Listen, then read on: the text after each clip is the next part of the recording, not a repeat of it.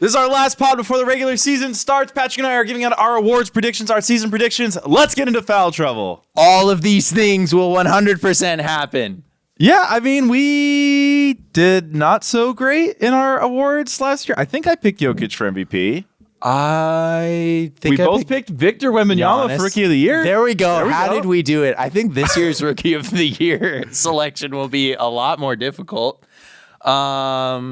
Yeah, I don't know. It's so hard to look at the stats for a lot of these awards and take them out of last year's context when this year's just going to be completely different for all the six-man guys, all the most improved guys. It's they're so hard to forecast, but here we are. I know I picked Quinn Snyder for Coach of the Year last year.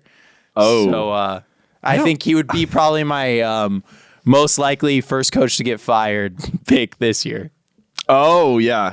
That's a great choice. Well, I don't know if we want to start at first coach fired or we want to start with MVP. I think we should start at MVP. Who did you consider for MVP this year? I think the betting favorite right now is SGA, but I just don't see how SGA is going to win it. I chose the same guy that you chose last week. I chose Luka Doncic. I think the big candidate's obviously Jokic. I just feel like this is the year Denver takes a step back as a team personally, and I think Tatum is going to have some of the same issues where people just don't really view him as that guy, even if the Celtics run away with it. And I think Embiid is kind of out of it. And then, I don't know, I just don't really see a world where we get a Booker, Durant, LeBron, Davis. I have a hard time seeing Giannis winning it again. Yeah, they all leech off of each other in a way that, Kyrie is never going to do, he didn't do to LeBron in their Cleveland years. I feel like even in that 1 year that Brooklyn really had all assembled, he didn't really leech off of Kevin Durant's MVP candidacy. So, I think it's pretty straightforward. I pulled the FanDuel odds this morning, and at least FanDuel had Luka with the best odds, followed by Jokic, SGA, Giannis, and Joel Embiid. I feel like I think Jokic has kind of weirdly a narrative to go off of, and for a guy that has won 3 of the last 4 MVPs, they usually don't have narratives to push them towards another MVP, but I feel just the general consensus on the Nuggets is so down. If he were to lead them to a first seed in the playoffs, it could get kind of there, but I think Luka is the guy. Yeah, I think with Jokic, too, the one thing that is a little different about Jokic, coming into last season, it was unassailable because Jokic was this combination of the passing of an all-time point guard, the shooting of Dirk, the post efficiency of his contemporary Joel Embiid. It was there was nothing he could do wrong. And then the whole back half of last season, his jump shot fell off. So if that's the version of Jokic we see, that's more of a middle ground between the jump shot that fell off and I guess Dirk Nowitzki Jokic. He wouldn't be as good of a player as he was coming into last year. So that's, I think, going against Jokic. But yeah, I think Luka's my favorite. And I think the big thing, especially because I feel I know the betting odds maybe don't reflect that, but I feel the narrative coming into the season is it's Luka versus Shea for MVP. Yeah, I think so. Especially because Shea, OKC is the pick for first seed in the West. See, and this is why I really feel it'd be weird for Shea to ever beat Luka for MVP. So last year, they're counting stats. Luka, 34 points. Shea, 30. Luka, 9.8 assists. Shea, 6.2. Luka, 9.2 rebounds. Shea, 5.5 rebounds. Luka just stuffs the box score in a way that Shea just can't. And I think, what's also tough is, they both shot 57% effective field goal percentage for Luka. That's rounding down. For Shea, it's rounding up. Luka's usage rate is 5% higher. Luka's assist percentage is 14% higher. He's so stupid. He's more efficient. So Luka's just it's the thing with Shea and Luka is I hate to dumb it down to this, but Luka is a better basketball player. It's the reason I picked the Mavs over the Thunder in the playoffs last year. He's a better passer. He's a more efficient scorer. He's a more versatile scorer. He can beat you in many more ways as an isolation player. And Shea's awesome, but I also think Shea's usage percentage will probably go down from 35 this season. Yeah, I exactly what you said, and also the context with which both of these players play in. Luka is playing on expert difficulty, you know, both of them have really high usage percentages, but Luka just like, he doesn't have the help. He doesn't have I mean, you can argue about the defensive infrastructure, but like teams are going at Luka every single night in a way that I don't think teams pick on Shea. And then the other thing that I think is just like kind of simple to look at, Luka has now 5 first-team All-NBA selections under his belt. There's only 3 players in NBA history with more than that haven't won an MVP. That's Jerry West, Elgin Baylor, and Dolph Schayes, and that's in the like players vote on MVP days. Like, it's the math is mathing, and it's about Luka's time. I think he's just kind of been coronated with that NBA Finals appearance, and he's just an incredible player. Yeah, and I don't want to take away from Shea, and I think one reason also to defend Shea a little bit is like Shea, I would say, is a better defender than Luka, and I think that's Definitely. also part of the reason teams aren't just going at Shea. Like Shea led the NBA in steals last year, so I don't want to act like Shea doesn't have a chance, but I don't know if it's necessarily fair in either definition of the award. Either it's the most valuable player. I would argue Luka is more valuable to the Mavs. He's literally 40% usage. He's doing everything for them. Incredible rebounder, Yeah, like getting just everybody else going. Yeah, like half the shots that the Mavs make while Luka's on the court are from him. Like compared to Shea, it's under a third, and it's just like, I don't know. It's just so either Luka is more valuable, or if you vote on the best player, Luka is also, he's a better, more impactful player in my opinion. So either definition of the award, I think it's easy to give it to him over Shea. I mean, also just looking at the box score, like more points, more rebounds, more assists. Those are pretty basic. Another sneaky thing of what did all of Jokic, Shea, Giannis, Joel Embiid, what did they all do this summer? They all went and played in Paris and really, really intense, high leverage basketball. Luka did not play in Paris. Like, I think he'll be a little bit fresher. And that does make a difference, especially in an NBA where game limits exist. Like, that's why I think Joel Embiid's odds are so low, other than adding another superstar to his team. It's just like, I don't think he's going to hit the limit. Yeah, Embiid actually said he doesn't think he'll play in back-to-backs the rest of his career. Yeah. So I just don't like the odds of Embiid winning an MVP ever again, and which is crazy. The guy averaged 35 last year. But yeah, no, I feel like this, maybe I'm framing this a little unfair to Shea, because I think Shea does do so much, and I do think it is a credit to Shea that he can impact the game in a way without having to up his usage rate so much, because I don't think the MVP should just always go to the league's best heliocentric player. I don't know if that's the right way to do it, but I feel like both of these guys cook a lot in isolation. And I was also digging through their pick and roll ball handling numbers, and like in isolation, they're pretty even. Like Shea was at 1.11 points per isolation, Luka was at 1.09, and that's not even counting the assists Luka's creating. That's why I still think he's a better isolation player. But like pick and roll ball handling, like the Mavs had like a 10 offensive rating better than the Thunder on possessions where Luka was the pick and roll ball handler. So it's just, he's a better half court offensive player straight up. Yeah. He also shot 39% post All-Star from 3. If he can do that, it's just on the difficulty of shots he takes. Yeah. It's not a conversation for me. Right. It's your year, Luka. Even a hater like me will give that to you. All right, where do you want to go now? DPOY, ROTY, Sixmoy? I mean, I feel like let's do Sixmoy, because I feel like our DPOY will probably be the same person, and we might have different people for Sixth Man of the Year. Naz Reid won it last year, slightly edging out Malik Monk. Who do you have taking the title this year? I'm going to be really boring, Patrick, and I'm going to pick Naz Reid. I did too. Yeah, I mean, I feel like the history of the Sixth Man Award is like guys tend to win it twice in a row. A lot of times, like Jamal Crawford wins it in a row, Lou Williams wins it in a row. Like, and the reason I think Naz Reid's going to win it again is just everything that was awesome about him last year. And the main thing I think we both loved about him, and I think what a lot of the voters loved about him, was like he made every Timberwolves lineup work. Like, you could slot him in next to Gobert and act as the, Towns facsimile, or you could slot him in next to Towns and have him act as like the Gobert, rim protecting facsimile. And it's like, I don't see why he's not going to be able to do that again with Julius Randle and Gobert again, where it's like, you can slot him in next to Gobert and make the lineup work. You can slot him next to Julius and make the lineup work, or you can slot him in by himself, and I'm sure the lineup's still going to be awesome. And I think the era of like chucking guards winning this award is over.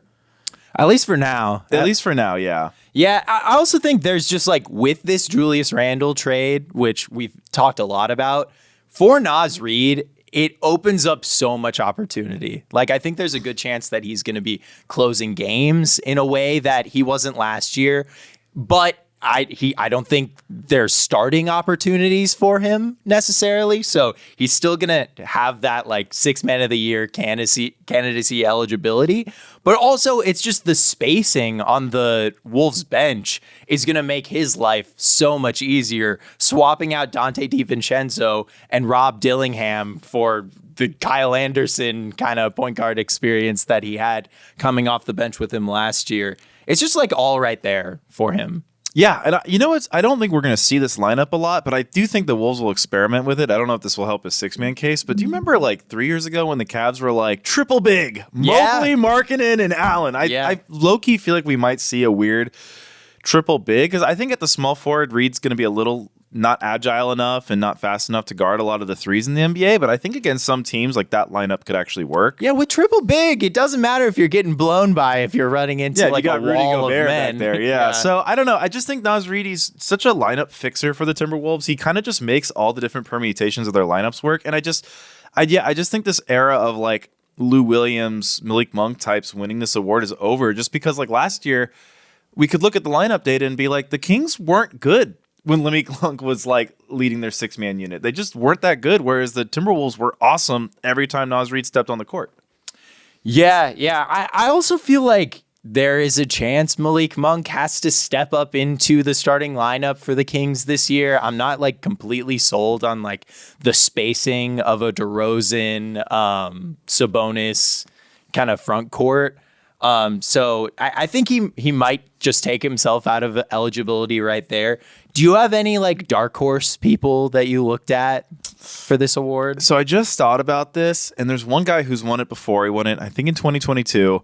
But Tyler Hero, I feel like the Heat have always just kind of been better when he comes off and like is their 6-man and kind of is that Lou Will mold. And I know I just said I don't think players like that can win it anymore, but Tyler Hero is kind of another level. Hero is a little bit above those guys in terms of like creating for others and stuff and running the pick and roll. And I feel like if the Heat are willing to put him back on the bench, I think he could contend, but I would still take Naz Reid over him today. Yeah, I would definitely. Interestingly enough, FanDuel has Jaime Jaquez as the third most likely person to win this award. Wow. I don't see the counting stats there. Yeah, I don't see the counting stats, and I don't see I think for Jaquez to be the 6-man of the year, he's also going to have to be in discussion for most improved. And given that he came in as a senior, he's already older. I don't see the area where Jaquez is going to take a huge step forward. Yeah, I don't. I wish. And let's be honest, he's gonna have to start a lot of games for the Heat. Yeah, they're just not gonna stay healthy like that. My dark horse was Peyton Pritchard. I feel like they've got really, really old guards. Peyton Pritchard was amazing in the playoffs. If he's like has one of those crazy years where he shoots like 50% from 3, it could happen, but I'm pretty comfortable with Naz here. Yep. Okay. You want to go ROTY or DPOY? ROTY or Doty? ROTY or Doty? You choose, my friend. All right, let's go DPOY because I actually didn't go with the guy you picked. Oh, you know who I picked. You picked Victor. Yes, I did. So I look back at like the last 10 Defensive Player of the Year winners, and it always comes from somebody on a top 2 seed, with the exception of Rudy Gobert, who did it once on a 5th seed, but that was a 50-win 5th seed. Okay. So basically the DPOY award, like the MVP, you only get it if you're like a top team. Now, I bucked the trend with my player. I chose Bam Adebayo, who we both, I think, picked last year. Him last year. So I wrote, it has to happen eventually, right? Because if it's not this year, I think this is the last year before Victor goes on a streak. Yeah. And I think, so here's the big thing. The Heat had a 110 defensive rating with Bam and a 116 without. That would make them the number 2 defense. They finished 5th overall. Kel'el Ware has looked kind of like a Derek Lively facsimile. I don't want to assume he'll be that good because that'd be insane to assume that. But if the Heat can be like at a 112 or a 113 defensive rating when Bam's not on the court, and the Heat finish as a top 2 defense, I think even though Bam himself probably wouldn't have changed himself, I think voters will be like, that team is a top 2 defense. The Heat are holding it together. When you really look at the roster outside of Jimmy, it's not like this is a roster filled with guys that you think are tough defenders, honestly. Yeah, no. And I think Bam would have a really good statistical case. Whereas someone like Gobert, I think there's going to be voter fatigue, but also the like, hey, they're pretty good even when he's not playing, and they've got Jaden McDaniels, and I think that's going to hurt some of the Celtics guys. And I just think it's going to be hard for Victor if they don't even make the play-in, given the history of the award. This is always going to players on the top teams. Yeah, I mean, like, I would definitely have no problem with Bam winning this award. He's like the level of defender that deserves at least one defensive player of the year over the course of his career. And that's a really interesting stat. And it definitely makes sense. And I think part of why that is all these awards are so narratively pushed. And that's why I was okay with settling for Victor here, because he is just, I mean, there's very few players talked about more than Victor Wembanyama. The on-off numbers are just so loud and so intense in his favor, even though they're kind of bullshit because he just has terrible players playing behind him. But at the end of the day, I think eye test, Victor Wembanyama is the most versatile, the most devastating defender in the NBA right now. And that's why I ended up picking him. And I think people will be willing to overlook his record if it's a little bit better than it was last year, to go ahead and pick Victor Wembanyama.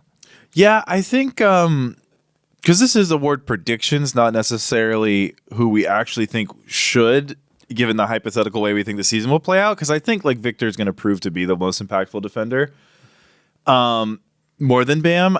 And I think that I just chose Bam because of that. Like, wow, this never goes to guys. And even my like, Bam prediction is a bit of a stretch, right? Because I don't see a world where the Heat are going to reach 50 wins this year. That'd be really tough. Yeah, no, that would be very surprising. They do have him as the third highest odds to win this award. It goes Victor, Chet, Bam, which is pretty crazy. Chet is crazy to me. Those guys, but they're probably going to have the best defense in the league this year. Like, if I had to guess, that's who I'd choose. Really? But yeah, I mean, they had the fourth best defensive rating last year, and then they added Hartenstein and Caruso. Yeah, I think it could be a really fun four-way race between, well, yeah, if Khalil Ware for the Heat does really shore up the non-Bam minutes, like we could have a really fun four-way Boston, Minnesota, OKC, New York, Miami. I guess five-way battle. There's so many great five-way teams. battle for the top defense. Yeah. But yeah, I mean, it could go anyway. I feel that's all I really have to say. Yeah, I will say one thing I think that does also really hurt Bam in these discussions is I feel like what makes Bam so good is he's like switchable, and he's kind of doing a lot of the Draymond stuff where it's like, you know, he's a great defender. Statistically, it shows, but you don't really like, obviously when you think of Bam, I think the first play you think of is that when he blocked Jason Tatum in the bubble, but like he doesn't really have a ton of like crazy flashy defensive highlights like Victor's going to have, and I think that can kind of hold him back too. Yeah, definitely. I will say if Bam were to win this award, I think that would speak to some health in basketball discourse in America that I just don't expect to have. Yeah. But it would be like if all those ESPN reporters and everyone pushed the narrative towards Bam instead of Victor Wembanyama, that would be a very healthy thing to happen for the NBA.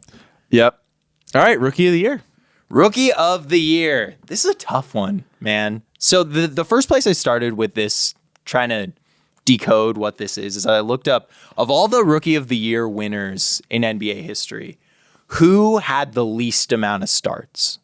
The answer to that question is Malcolm Brogdon. He had 28 starts the year he won the worst Rookie of the Year race ever. Worst Rookie of the Year race ever. Following that is LaMelo Ball had 31, Vince Carter had 49, Patrick Ewing had 50. So like traditionally these guys that win Rookie of the Year are guys that have huge opportunities to collect counting stats, to just play a lot. And I'm looking at the first round of the draft, and there's not a lot of guys that are going to have that kind of opportunity.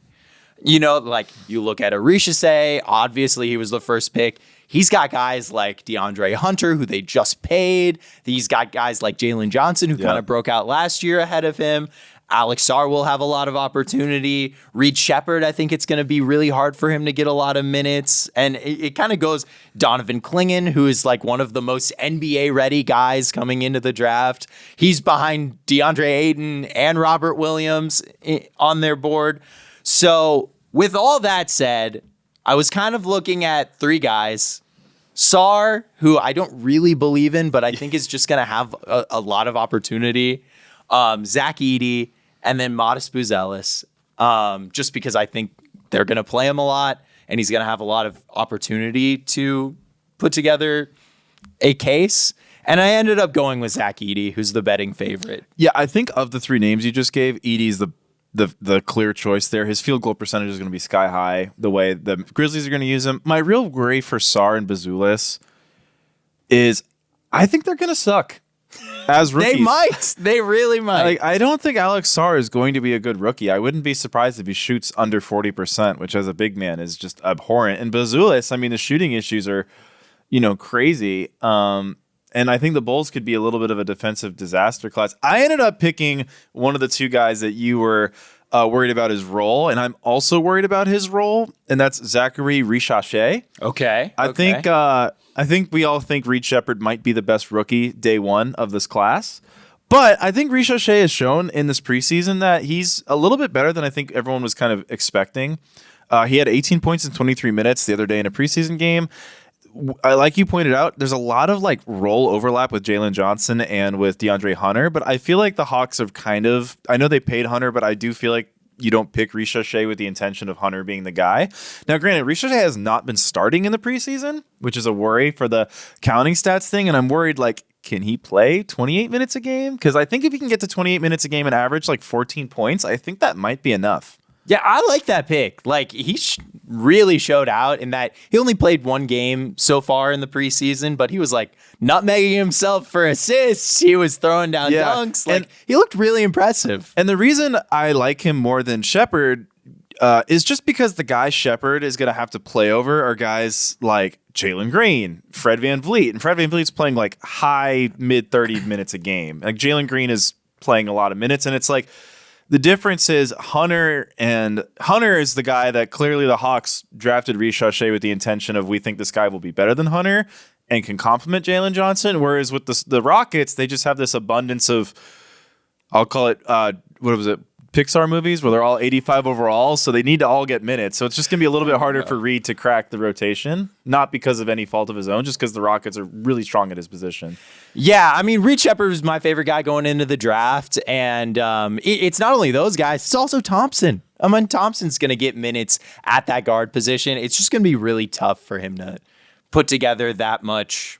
And another guy, Rob Dillingham, was someone that I think there was an idea, but I just don't know. DiVincenzo's arrival, I think, that really snuffs that out. The other name that I've already brought up on this pod, just because, carried the team to a summer league title. We got my boy Kel Ware on the Miami Heat, but I'm just worried about the minutes. Like, Bam Adebayo is my DPOY pick. I don't think I'm going to play him over him, and I don't think they're going to be able to play together very well. Yeah, this year of any year is one that I think it's very likely that someone just out of nowhere pops off and ends up averaging, 21 points a game. And it's just like, okay, I guess that's the Donovan Mitchell, Devin Booker of this class. Keyshawn George, I guess you're rookie of the year. Congratulations, or something like that. But that kind of makes it more fun, especially in a kind of chalky predictions where everyone's kind of going with the same people.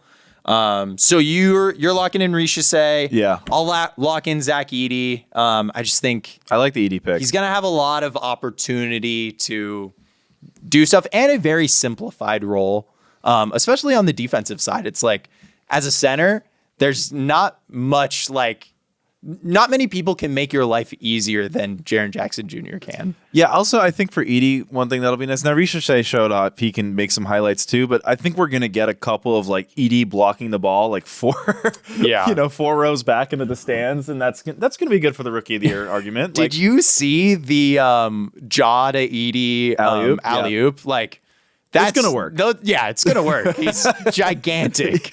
Yeah, jaws are great. And he can move. Yeah, his ability to run in summer league and preseason now has been like the big, like, well, this guy probably should have gone maybe a little higher. Yeah. All right.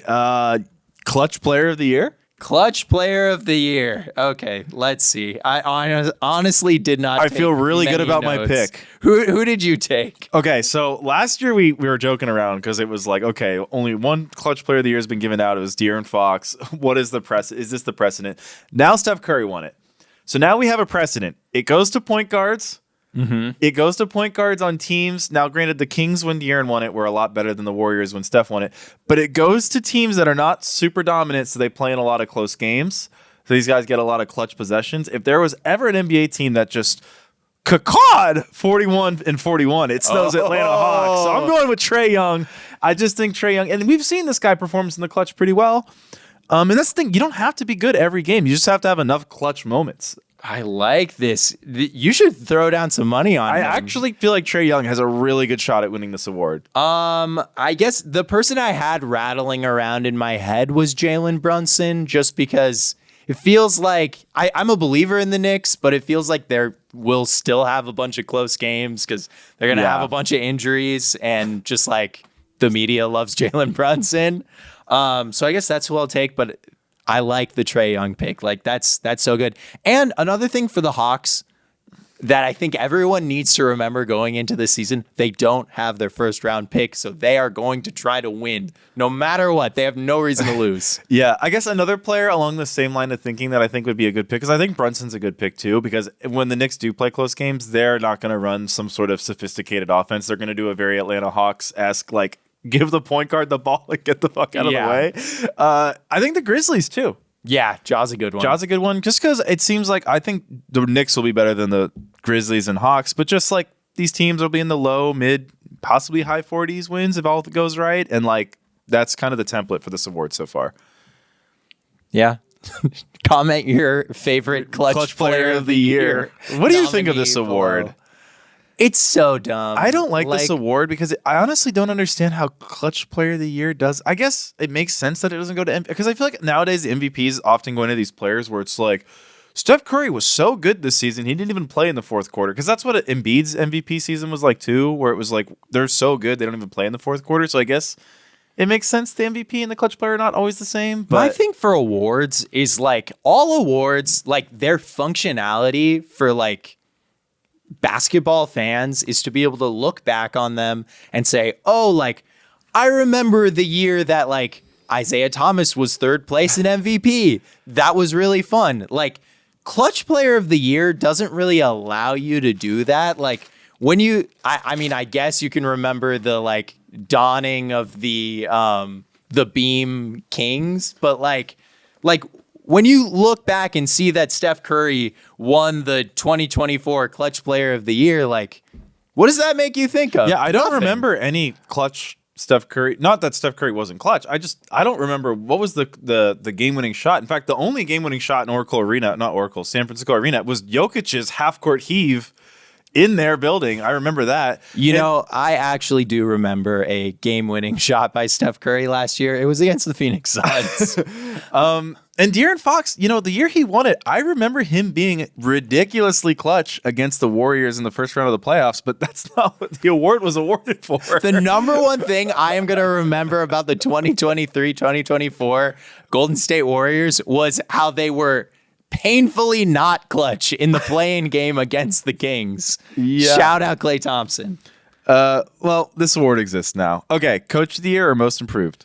Let's go Most Improved. Let's get all the player awards out of here. You can really go any way on this. You want me to tell you who FanDuel has as the nominees? Victor Wembanyama. He's not going to win. Jonathan Kuminga, Josh Giddey, Jalen Williams, Jalen Johnson, and Evan Mobley. Okay, so I love all of those. Like Giddey was a guy I really thought about. I feel like the NBA is going to or I don't know. I feel like Giddey is not going to win the award because of the off the court stuff, and I just feel like writers are not going to want to touch Giddey just for that reason. I have a guy that wasn't on that list, and I actually feel pretty good about this. I also do.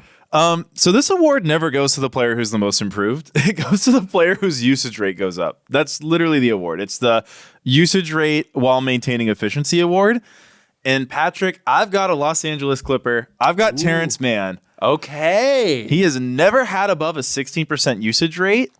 And if James Harden has anything to say, he never will. Yeah, but so for his career, he's kind of ranged wildly between 50 to 70% his assisted bucket rate. So basically, like, this guy's always played on teams with decent playmaking around him, really stacked rosters around him, and regardless of what percent of his buckets are assisted, he's been efficient every year of his career. Terrence Mann's a good shooter. He's good finishing at the rim. Westbrook is gone. George is gone. Harden played in 70 games, so he's been healthy. But Terrence Mann, like, he's going to handle the ball more this year than I think any other year of his career. So I think just if he gets his usage rate to 22%, which I think is really realistic, I don't see how he isn't a top contender for the award. Yeah, I think he's also going to be in a situation where he's shooting way more threes than he ever has in his life, and that's going to really help his averages. That's a really interesting pick. My pick will probably be no surprise to you once I say it. It's Amen Thompson. Oh, I thought about him too. Yeah, he's just... The thing about Amen is he didn't start many games last year. But when he did, when he averaged between 30 and 39 minutes a game last year, he was averaging 14 points, 11 rebounds, and 4.5 assists per game and shooting 59% from the field while being a all defensive candidate defender. All that needs to happen for Amen Thompson to get himself in this conversation, I think, is for him to sop up most of Dylan Brooks' minutes and join the Rockets starting five. I think that's very doable. When he was starting last year, the Rockets had a offensive rating of 128 and a defensive rating of 113, which was just much better than replacement for them. And he was only averaging only 17% usage, which this is a guy I think the more his usage ticks up, especially from an assist standpoint, he's such a great driving kick guy, which I think is really going to work for this Rockets team. I just it could not be more all in on Amen Thompson. And I think if they are to take a leap, I think more than Jalen Green figuring out, more than Alperen Şengün figuring it out, I think it will be because Amen Thompson figured it out. Yeah, I think that's a great pick. That was actually the first guy I thought of. The only reason I didn't go with him was second-year players. It seems like there's a weird unwritten rule that they are or aren't allowed, but they are allowed if they were drafted later than 24th. But yeah. I don't know. It's a little tricky with those guys. That's why Victor, to me, was I didn't even consider Victor. But no, it's so stupid. What's he improving? He's great. Everyone knows he's great. Yeah, I mean, last year, to be fair, I made a case for Ant, but I thought Ant actually made a lot of marketable statistical improvements. Last year was Ant's best shooting year by a mile. Leaps and bounds. Yeah. No, I like that pick. So you've got Amen Thompson, I've got Terrence Mann, and do we have any other players, or are we going to do our? Last year, Patrick and I had our Thunder Wolf of the year. Last year, I hitched my wagon to the Thunder. Patrick hitched his wagon to the Timberwolves way before the season started, and both of us were these can be top really 2 seeds. Well. And I think both of us were can your team be a top 2 seed? And I thought it was funny because I feel over the course of the season, you became a big Thunder guy, and I became a big Timberwolf guy, and we just adopted each other's team. When we have to listen to each other monologue about it all day long. So the thing is, this year I don't have a Thunder. I don't have a team that was the 6th seed last year that I'm this is the team that could be. I don't have that team. So I'm going to nominate for my half of this discussion the team that I was high on last year that I think will be similar, but we just talked about them, the Houston Rockets. I like the Rockets. There we go. I thought you might choose the Rockets. Yep. My team, and I feel over the course of the last couple of weeks, I have just fallen more and more in love with this team, and it's the Indiana Pacers. I just feel there are if we simulated this season 100 times, I think 60% of the time stuff happens in the East where this Pacers team ends up top 2, top 3 team in the East. I really, really believe in Tyrese Halliburton. I think he's such a fun player that had a really weird season last year. And I mean, we haven't went into Coach of the Year yet, but there's another thing that I believe in there as well. All right, so last year, I don't remember who your Thunderwolf of the year was, but my Thunderwolf was Josh Giddey because I thought it was Nasri. Was it? Oh, I think it was Nasri, but mine was Josh Giddey because I thought the award is what they're going to do in the games where they play against each other, and I thought Giddey was going to start some beef. He did not. He had a lot going on last year. A lot going on last year. All right, so my Rocket Pacer of the year, I'm crossing off. These are two very stylistically adverse teams. Yeah, it's like athletic up and down teams. One is super offense and one is super defense. All right, I'm gonna go on your side of the aisle. I'm gonna grab Andrew Nemhard. Okay, I could see an Andrew, or do we have to draft from our team? No, you can. I think I'll draft from your team. I don't mind. Okay, you draft from my team. I'm gonna take Andrew Nemhard. I feel like him and Dylan Brooks are gonna be the stars of the show. Yeah. He kind of broke out in the playoffs last year. Yeah, the Pacers are good. I think, these teams are similar in that regard. Like, just a lot of good players up and down the roster fast. I think Nemhard, I guess this will be my new thing. I'm just going to pick the guys I think are most likely to start a scuffle between the teams the two times these teams play. So I'm going to go with Andrew Nemhard. I feel like, what's his name? Nesmith is gonna have take that a little personally, that you wouldn't think he would be the first person to start a fight. To fight Dylan Brooks. Yeah, with Dylan Brooks. Well, I mean, I feel like my hands are tied. I have to take Amen Thompson here. He's sitting right there for me. I already laid out why I think he's gonna be most improved player. This is just my guy. Twin, born also a January birthday. Come on, I love the guy. All right, so Thunderwolf of the Year is a way cooler award than Rocket Pacer of the Year. Yeah, we'll just keep it named Thunderwolf. Yeah, Thunderwolf of the Year. All right, Coach of the Year. Coach of the Year. Who you got? You want to do Coach of the Year or first coach fired? Ooh, well, we can do both. All right, Coach of the Year. I mean, Coach of the Year goes to the guy who seems to just improve his team the most, and I'm just doubling down on Darvin Ham hate, so I'm just going to go JJ Redick because I think the Lakers are going to be good. That's my surface level analysis, and I'm not going deeper than that.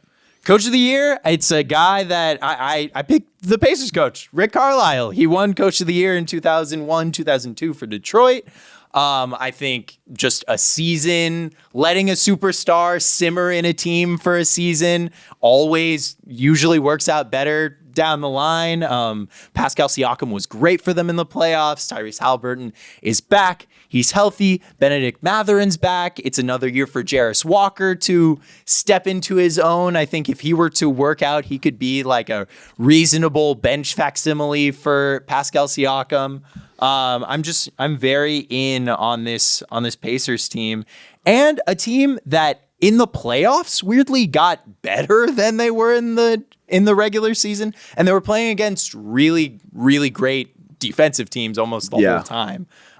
Like their offensive rating, which second best offensive rating all time in the regular season, 121.6, went up to 123.0. Their defense got a little bit, or actually got worse, 120, but they're playing better teams. Yeah, they had to play the Celtics. But also their transition defense actually got way better, going from 2.3 points per possession to 2.8 points per possession to 1.3.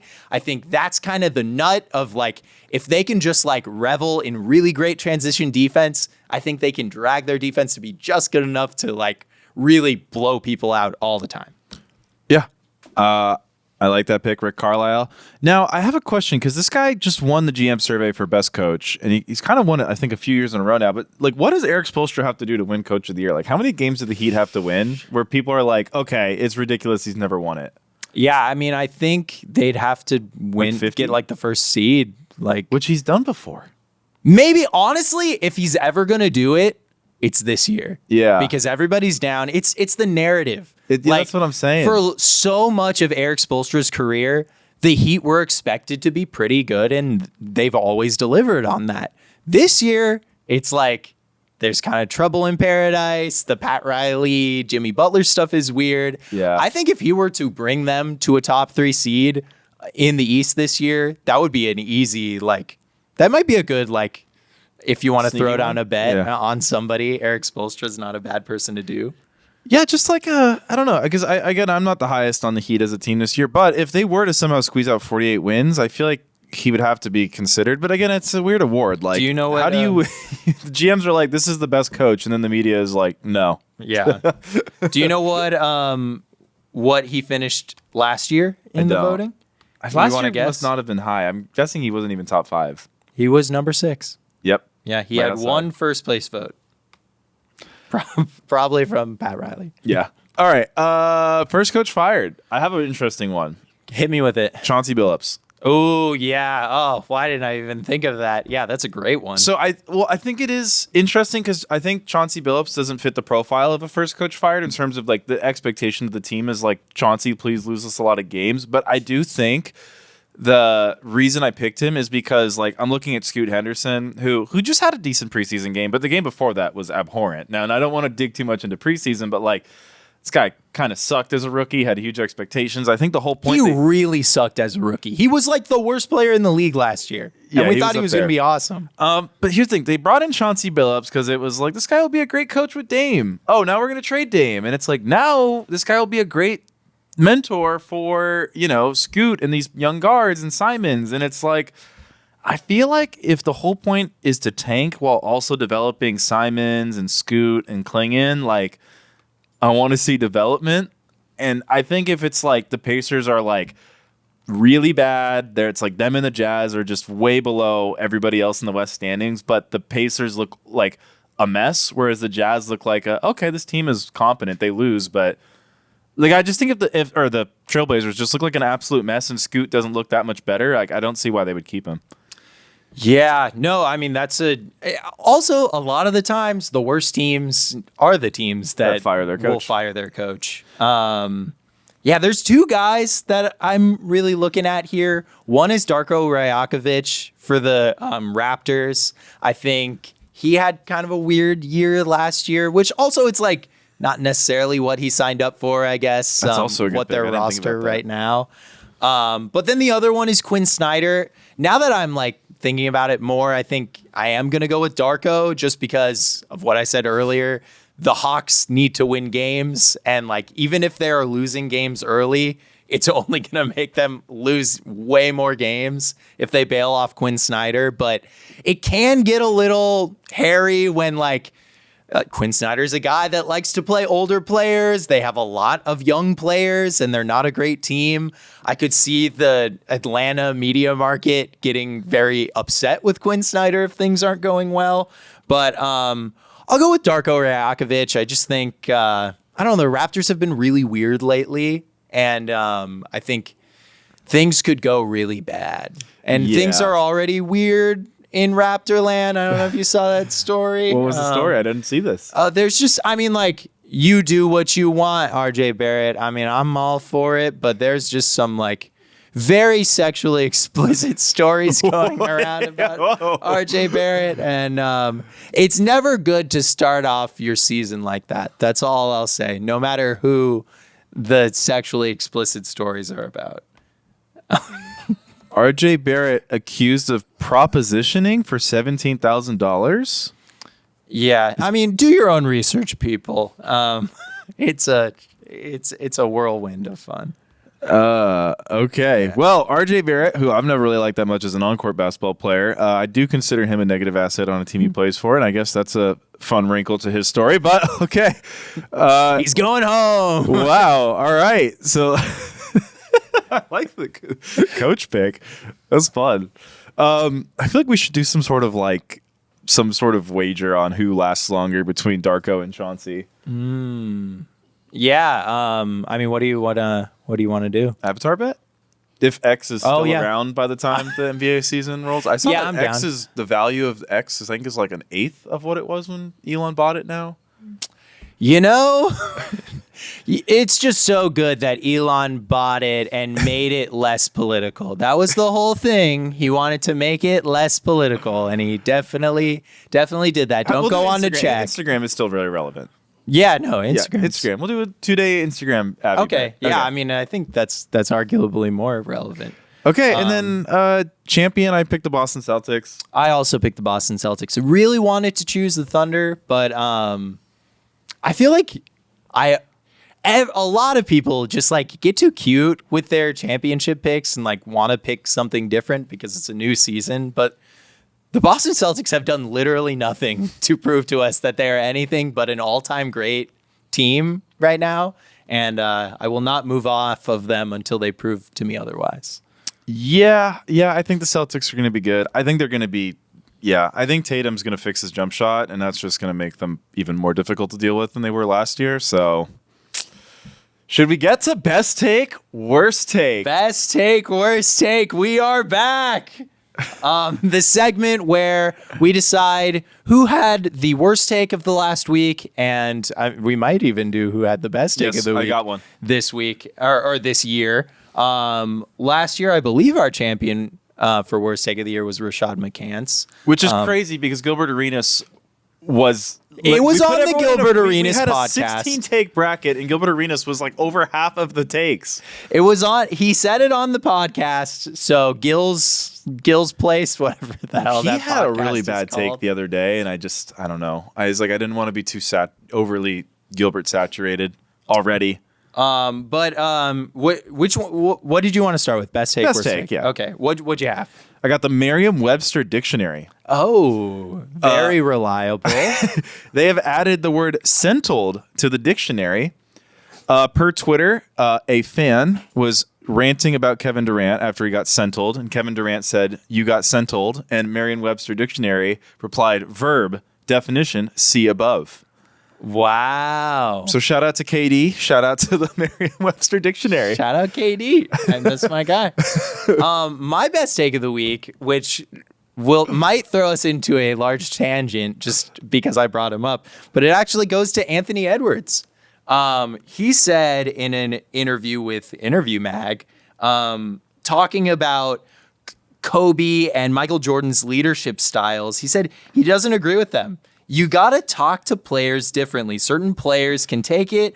I talked to some of my teammates like, hey, get your shit together. But some players, you got to go talk to them on the side. You can't really cuss them out in front of everybody, which is a very measured and, in my opinion, correct way to go about it. Like, I hate the like Kobe, like grind set, mindset, fucking bullshit that everyone talks about. Like, that's what destroyed the Shaq and Kobe Lakers. Like, they could have had a couple more championships, but if he was a little bit more like Ant, maybe they would have. Yeah. Passing the ball also would have been nice. I think my favorite like Kobe stat I read was like Ben Taylor did like a hand tracking on like, wow, Kobe took like a stupid amount of contested shots. Like, what did he shoot? And he was like, so I found that Kobe actually was the best contested shot maker in NBA history.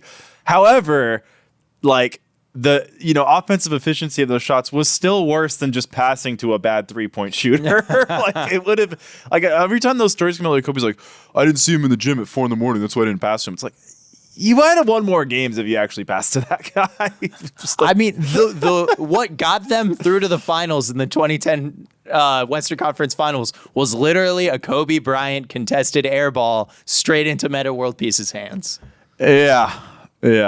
Who you got for worst take of the week? I got my guy, Ben Simmons. There we go. I think everyone already saw this, but to remind, Ben Simmons, I guess people said Ben Simmons was robbing NBA teams with his effort. And he replied, quote, fans' disrespectful comments will catch up to them. So I don't know. I don't know. What is he gonna do? I mean, I'm rooting for Ben Simmons to prove me wrong and this not being a bad take. I'm rooting for Ben Simmons to be fun to watch again. I used to love watching him, but man, I feel like I've been at the forefront of the Ben Simmons might be back possibility. You keep like pulling the string on the Ben Simmons' back, but there's not a lot of threads left in that string. It's almost gone. But yeah, I don't know. He's starting the season as their backup center. Like, I don't like that they're listing him as a center at all. No, like we've always wanted him to be a center, but he is not. He is just not. Like, he's at his best when he's actually a point guard. Like, he's a great perimeter, or he was. He's not anymore. Well, point forward, he needs point guards. Forward. Yeah, he needs. I don't know. He's better handling the ball than sitting in the dunker. He should spot. play one-on-one. He should play a lot of one. He needs to develop his game. Yeah. I'm giving it to Ben Simmons just because I don't know. I'm sorry, Ben. Okay. I don't see it. I don't see the comeback happening. Yeah, I don't see a comeback happening either, unfortunately. Another 76ers legend is my nominee for worst take of the week. It's going to Charles Barkley, who said that Jared Allen should be the second option on the Cavs. He should be the second option on that team. He's the second best player on that team. It should be Donovan and Jarrett, 1 and 2. I just don't agree. I like you are investing, if you're the Cavs, so much like just equity into Evan Mobley. You can't just like punt on that, especially after you already have Donovan Mitchell signed long term. Like, what's to lose if you just stop like trusting in Evan Mobley or your fucking point guard, Darius Garland, who just completely disappeared in the playoffs, but he's there too. I think maybe he should be an option before Jared Allen. Jared Allen, he's just going to eat. He's going to eat down low. That's what you want out of Jared Allen. Yeah, that was not a great take by Charles. It's a terrible take. All right, Max. Do you have no microphone for Max today? All right, I guess we have to determine between the two of us who is the worst take of the week. We should make that a thing Max has to choose every week. Yeah. Max, you want to come over here and pick? The worst take? Yeah. Yeah. All right, Max is coming over here. A little bit of a rough week for us this week. I forgot some of the equipment. It happens. Okay, so we got Charles Barkley saying that Jared Allen is number 2 On the Cavs. on the Cavs versus Ben Simmons. Okay, I think I got to give it to Ben Simmons because it sounds like vaguely threatening. Like, I think what he's trying to say is that like he's gonna come back and be really good, and that like everybody's gonna eat their words. But it sort of sounds like he's gonna hunt people down. What was the exact quote again? Fans' disrespectful comments will catch up to them. Yeah, no, like, he's making like a reverse Santa Claus list where he's gonna like go equalizer on everyone. All right. Let's jot that down. Ben Simmons is our first worst take of the week. Oh, and then best take of the week. Should we track these? Yeah, let's track best take too. All right, it's the Merriam-Webster dictionary versus Anthony Edwards. Anthony Edwards. He's nodding his head. Oh, I have to pick a best one too? Yeah. That's what you're saying. Oh shit. Just tell us which one. Okay. We're having Max pick right now. I think that. Well, I don't know if I understood the Merriam-Webster. What does that mean? What does that word mean? It means you've been fooled. Oh, okay. I'll give it to Ant because he's my king. All right, There we so go. Anthony Edwards, Max is bestowed it, but behind his favorite player. Okay, speaking of Ant, Yes. starting 5. We got to get into this. Netflix has is released insane. a show called Starting 5 where they're following the lives of LeBron James, Jason Tatum, Domantas Sabonis, Jimmy Butler, just the Yeah, 4 of them. and Anthony Edwards. And Anthony Edwards over the course of last season. And we watched the first 2 episodes of this show. And we have some thoughts. We have some thoughts. James, I'll let you take it away. This show has single-handedly made me worried about the Timberwolves. I agree.